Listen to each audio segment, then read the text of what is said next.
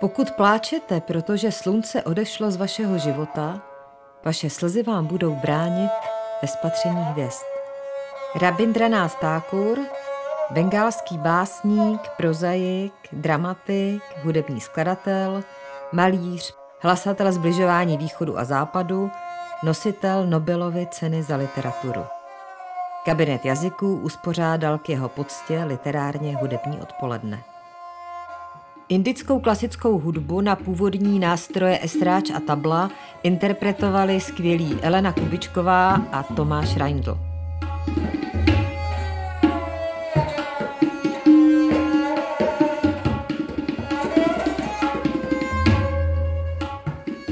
Angličtina se stala Rabindranáthu Thakurovi druhou mateřštinou. Citáty z jeho díla přednesl v anglickém originálu lektor Brian Hodgman. V překladu moderátorka Veronika Strnadová. Vše za pečlivé supervize vedoucí kabinetu jazyků doktorky Kateřiny Valentové.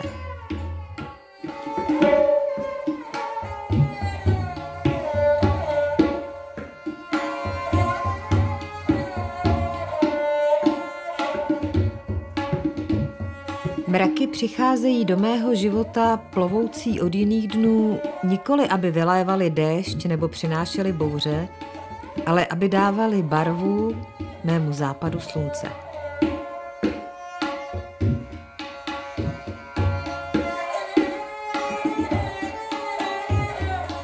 Víra je ptáči, které zpívá, když noc je ještě temná.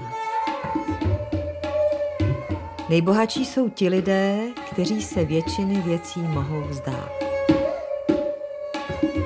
Tak zase někdy příště, těší se na vás kabinet jazyků. See you!